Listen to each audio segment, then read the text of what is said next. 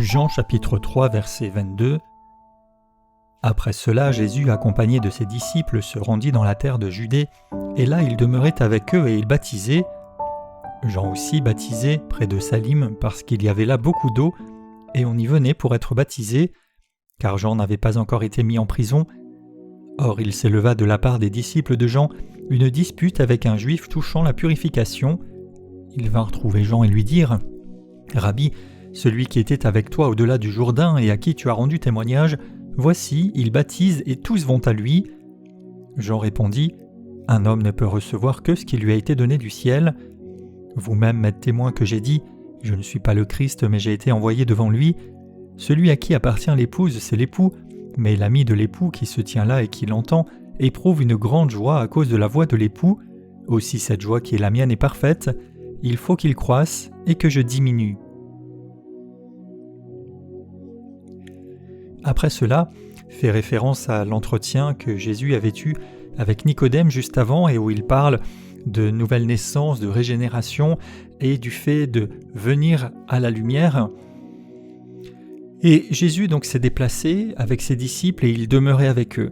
Les disciples suivaient leur maître et lui prenait du temps aussi pour être avec eux, certainement qu'ils s'entretenaient, qu'ils passaient du temps ensemble. Et il est dit qu'il baptisait. Baptiser, ça veut dire immerger, plonger ou purifier. Mais plus tard dans l'évangile de Jean au chapitre 4 et verset 2, il est précisé que Jésus n'a jamais baptisé lui-même, mais en fait ce sont ses disciples qui le faisaient en son nom. Et pour le moment, c'était le même baptême de repentance que Jean-Baptiste avait inauguré, et nous voyons que lorsque les disciples ou les serviteurs de Jésus agissent en son nom, eh bien c'est comme si c'était Jésus lui-même qui touchait la personne. Ensuite, il nous est dit que Jean-Baptiste n'avait pas encore été mis en prison. Donc, on retrouve Jean-Baptiste qu'on avait vu au chapitre 1er, et il était encore en activité à ce moment-là, alors que le ministère de Jésus se mettait en place, mais il y a une transition qui va se faire. Et tant qu'il en avait la liberté, eh bien Jean-Baptiste poursuivait son service. On voit aussi qu'il changeait d'endroit. Du moment qu'il y avait suffisamment d'eau, il annonçait et il baptisait les gens. Il n'est pas resté seulement à l'endroit où il avait baptisé Jésus et où l'Esprit de Dieu s'était manifesté, comme si cela conférait quelque chose de spécial à cet endroit précis, mais il poursuivait son service avec l'annonce, le message de la repentance et le baptême qui l'accompagnait. Et puis certains de ses disciples viennent le voir parce qu'ils ont discuté avec un juif à propos de purification, et ici il y avait peut-être une discussion ou une dispute. Est-ce que c'était autour des baptêmes, puisque Jean-Baptiste baptisait, mais Jésus aussi désormais baptisé, alors qu'il n'y avait aucune raison de les opposer entre eux? Ou peut-être était-ce aussi par rapport aux autres rites de purification des Juifs, ou même d'autres qui avaient cours à l'époque, parce qu'il y avait plusieurs pratiques et habitudes à ce sujet. Et ils vont aussi lui rapporter, mais celui qui était avec toi et à qui tu as rendu témoignage, il s'est mis à baptiser aussi. Et on perçoit dans ces paroles comme une rivalité, voire une sensation de trahison. En fait, il se met en concurrence avec toi, et tous vont à lui. Certainement que c'est un accent un peu exagéré, puisque si Jean-Baptiste baptisait toujours, c'est que des gens venaient encore à lui, mais beaucoup aussi allaient vers Jésus. Et en fait, il n'y a pas de rivalité du tout entre eux au regard de la réponse que va faire Jean-Baptiste. Et en fait, le service, le ministère de Jean-Baptiste va diminuer au fur et à mesure que celui de Jésus prend de l'importance. Il y a une transition qui se fait entre Jean-Baptiste, qui représentait encore l'ancienne alliance, qui était un descendant de la lignée des sacrificateurs, et Jésus, qui va ensuite inaugurer la nouvelle alliance en tant que souverain sacrificateur céleste. Jean-Baptiste ici ne jalouse pas, il ne s'offusque pas, mais il se soumet au plan de Dieu et il ouvre la voie pour Jésus. Il poursuit l'appel qu'il a reçu de Dieu de préparer la voie au Seigneur, et même si Jésus a commencé son œuvre, eh bien, il continue de témoigner à ses débuts pour que les gens se tournent vers lui, et il dit qu'on ne peut recevoir que ce qui a été donné du ciel. Donc, il est conscient de sa part par rapport à celle de Jésus, et il est conscient aussi, on le verra dans les versets qui suivent, que Jésus vient du ciel. Et puis ici, Jean-Baptiste va reprendre son témoignage qu'il avait déjà apporté au chapitre 1er, et il va clarifier encore son rôle de préparation avec cette image du mariage, une image qui était déjà présente dans l'Ancien Testament, dans diverses prophéties, qui va revenir aussi dans les propos de Jésus et plus tard dans les épîtres au sujet de l'Église, mais ici, il désigne ceux qui devaient se tourner vers Jésus. Et puis ce verset 30, il faut. Donc c'est un devoir, c'est nécessaire, c'est juste et correct, c'est la volonté de Dieu qu'il croisse, qu'il grandisse, qu'il s'élève, qu'il se répande de plus en plus, qu'il augmente et que je diminue en autorité, en popularité, que je sois inférieur en dignité ou que je devienne de plus en plus petit. Donc ici, il est question bien sûr de Jean-Baptiste, il est question aussi d'un individu face au Seigneur, il est question de l'ordre ancien des choses face à l'ordre nouveau, et Jésus avait d'ailleurs déjà donné le vin nouveau, c'était le premier des miracles rapportés, il a annoncé un temple supérieur, il a parlé de nouvelle naissance, et ici, il y a une dimension supérieure au baptême de Jean-Baptiste qui est aussi introduite.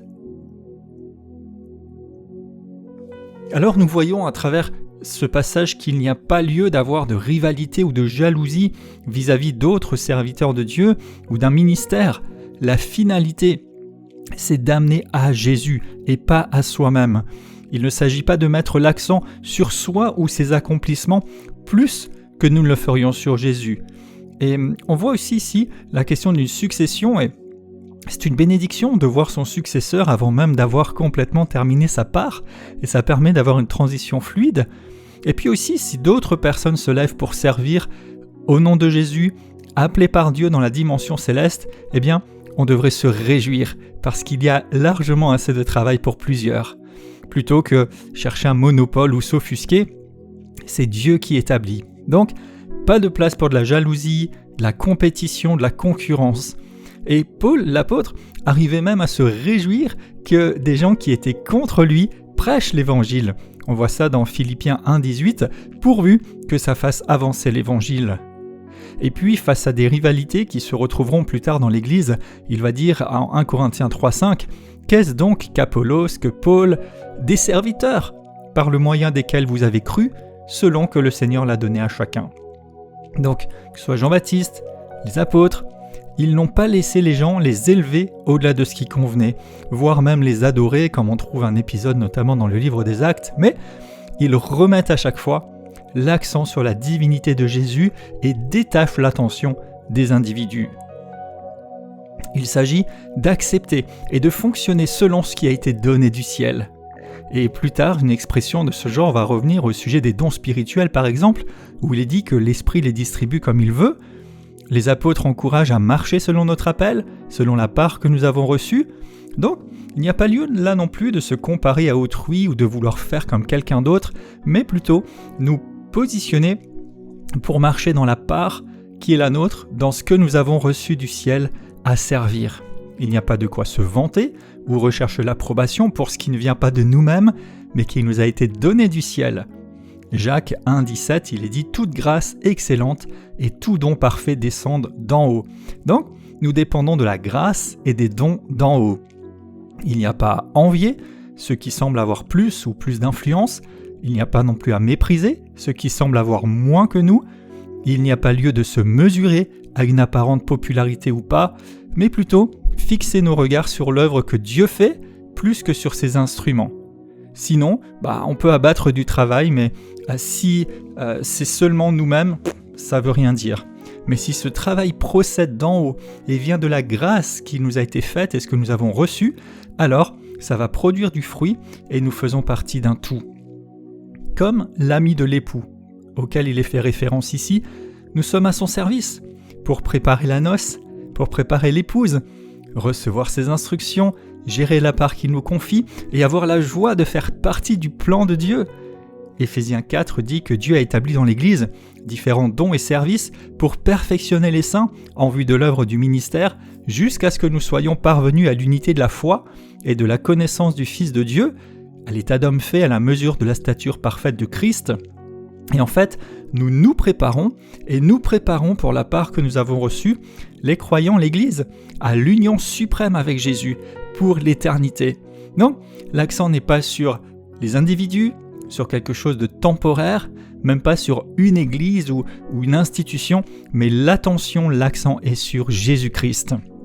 Et puis cette magnifique parole de Jean-Baptiste, il faut qu'il grandisse et que je diminue, qui est vrai dans notre propre vie et notre fonctionnement, que nous puissions toujours plus donner la primauté à Jésus, toujours plus qu'à nos propres attraits, penchants, souhaits, désirs, qu'il grandisse, que nous diminuions.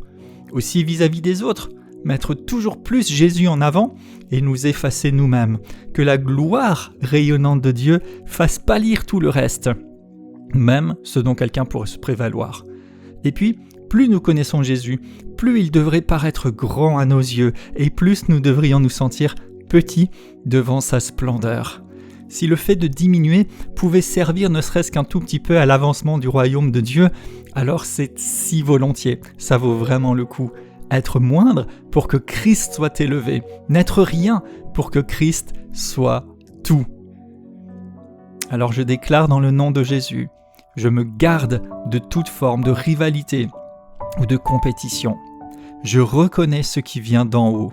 Je me soumets au Seigneur pour qu'il soit élevé et glorifié en majesté.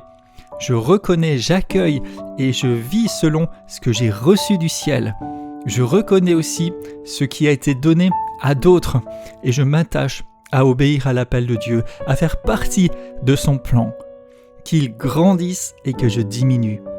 Dans ma vie personnelle, dans mon service, dans mon témoignage, dans ce que je peux accomplir de sa part, qu'il grandisse et que je diminue, que Jésus-Christ paraisse et que je m'efface, que sa gloire soit révélée par-dessus tout et que le reste pâlisse au nom de Jésus.